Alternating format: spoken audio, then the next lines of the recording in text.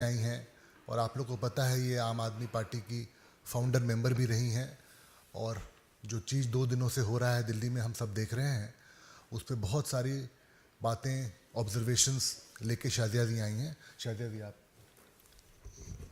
शुक्रिया प्रत्युष जी। पिछले 48 घंटे हो गए हैं, बल्कि 48 घंटे से ज़्यादा का वक्त हो गया है और सबके मन में एक सवाल है और ये सवाल सबको विचलित कर रहा है कि सुल्तान साहब के शीश महल में आखिर क्या कुछ हो रहा है। और सोचने वाली बात है, स्वाति मालीवाल के फ़ोन से सीएम आवास से के अंदर से 2 फ़ोन होते हैं, उसका बाकायदा लॉग है। उसके थोड़ी देर बाद स्वाति मालीवाल पुलिस स्टेशन जाती हैं, अपनी मौखिक तौर पर अपनी उपस्थिति वो दर्ज कराती हैं, लिखित में कुछ नहीं बोलती। करीब 32 घंटे बाद संजय सिंह इस बात की तस्दीक करते हैं कि उनके साथ बदसलूकी हुई और दुर्व्यवहार हुआ। यानी कि ये बात तय है कि सीएम आवास के अंदर स्वाति मालीवाल के साथ, जो कि महिला आयोग की पूर्व अध्यक्ष हैं, वर्तमान तौर से सांसद हैं, उनके साथ हाथापाई हुई है। एक और बड़ी फिक्र की बात है कि स्वाति मालीवाल के बारे में अभी तक पता नहीं चला है, ना तो उनसे फ़ोन संपर्क कोई कर पा रहा है और ये सबको जानना बहुत ज़रूरी है कि क्या वो सुरक्षित हैं। संजय सिंह कह रहे हैं कि इस बात का संज्ञान लिया गया है। अब ये कैसा आपने संज्ञान लिया है कि अभी तक कोई भी एफआईआर पुलिस थाने में दर्ज नहीं हुई है और ना ही किसी के खिलाफ कोई एक्शन नहीं लिया गया है। राज्यसभा सदस्य के लिए इतने समय तक गायब रहना बहुत सारी शंकाओं को जन्म देता है। और ज़रा सोचिए, सीएम साहब के उन आवास में, शीश महल में, महिला आयोग की पूर्व अध्यक्ष सुरक्षित नहीं है, उनके साथ मारपीट की जा रही है और इस बात को माना भी जा रहा है अगले दिन संजय सिंह द्वारा। तो आप सोचिए, दिल्ली की महिलाएं इस निकम्मी सरकार से क्या उम्मीद रख सकती हैं। मैं इन सब लोगों को बहुत नज़दीक से जानती हूँ, उनके साथ मैंने बहुत वक्त गुजारा है।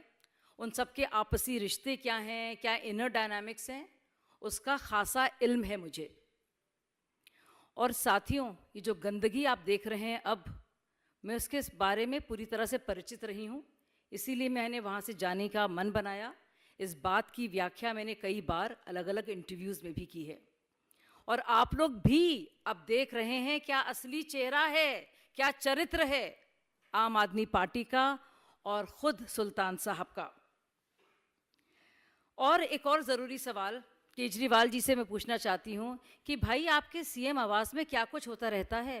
कैसे सुल्तान साहब आप हैं, लाट साहब आप हैं कि एक बार नहीं कई कई बार इस मारपीट के आरोप लगते हैं और संजीदा तौर से लगते हैं। और यही नहीं, अमानतुल्लाह और प्रकाश जारवाल जैसे लोगों को चार्जशीट भी किया जाता है। ये मैं बात कर रही हूँ 2018 की, जब अंशु प्रकाश जी के साथ हाथापाई हुई थी, जो मुख्य सचिव थे, चीफ सेक्रेटरी थे दिल्ली के। अब सवाल और भी हैं, क्या ऐसे कुछ आपसी रिश्तों में दरार आई है जिसकी वजह से ये हो रहा है? अरविंद केजरीवाल देश की जनता को बताएं कि 13 मई को सीएम हाउस में जो बदनाम घटना हुई है उसका काला सच क्या है। पिछले 48 घंटे से महिलाएं अरविंद केजरीवाल से यही सवाल पूछ रही हैं और सभी सवाल पूछ रहे हैं कि सीएम हाउस में आखिरकार एक महिला के साथ मार पिटाई कैसी हुई। यह अलग बात है कि वो मौजूदा तौर में सांसद हैं और उनकी पुरानी सहयोगी हैं और करीबी हैं। अभी तक अरविंद केजरीवाल, सुल्तान साहब चुप्पी क्यों साधे हैं? अरविंद केजरीवाल ने विभव कुमार पर क्या कार्रवाई की है? क्या विभव कुमार ने केजरीवाल जी के कहने पर स्वाति मालीवाल के साथ मारपीट की और इसलिए केजरीवाल विभव कुमार के खिलाफ कार्रवाई करने से बच रहे हैं? क्या वो महफूज हैं स्वाति मालीवाल? क्या उन्हें चुप रहने के लिए धमकाया जा रहा है? अभी तक पुलिस में इस घटना को लेकर कोई एफआईआर दर्ज क्यों नहीं हुई? क्या सीएम हाउस में एक महिला सांसद के साथ मारपीट के लिए मुख्यमंत्री केजरीवाल को जिम्मेदार नहीं ठहराना चाहिए? क्या है उनके नैतिकता के तकाजे? सोनी मिश्रा को आपको नाम याद होगा।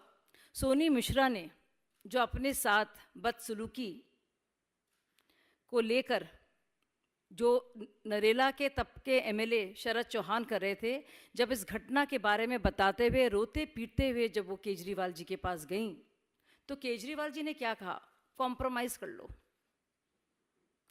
उसके बाद सोनी मिश्रा आत्महत्या करने पर मजबूर हुई। क्या ये माना जाए, और ये जहन में मेरे बात आ रही है, कि क्या स्वाति मालीवाल पर भी कॉम्प्रोमाइज़ करने के लिए किसी तरह का दबाव डाला जा रहा है? आज इंडी गठबंधन में जब कांग्रेस अध्यक्ष मल्लिकार्जुन खड़गे से पूछा जाता है स्वाति मालीवाल जी के बारे में, तो वो कन्नी काट लेते हैं, चुप्पी साध लेते हैं। एक महिला सांसद के खिलाफ दिल्ली के मुख्यमंत्री आवास पर हुई मारपीट पर इंडी गठबंधन क्यों चुप है? लड़की हूँ, लड़ सकती हूँ। प्रियंका वाड्रा जी नारे तो बहुत लगाती हैं, इस पर चुप क्यों हैं? सोनिया गांधी चुप क्यों हैं? ममता बनर्जी चुप क्यों हैं? और खुद उनकी साथी अतिशी मर्लिना चुप क्यों हैं? क्या इंडी अलायंस के पोस्टर बॉय केजरीवाल जी को लेकर इंडी अलायंस के बाकी नेता कुछ उनसे सवाल जवाब करेंगे कि इस बात पर वो मौन रखेंगे? साथियों, निर्भया आंदोलन के वक्त से जब से पार्टी बनी है, हम लोगों ने सड़कों पे जाकर महिला सुरक्षा के लिए ऐसी लड़ाई लड़ी है, लाठियां खाई हैं, आंसू गैस झेले हैं हम लोगों ने।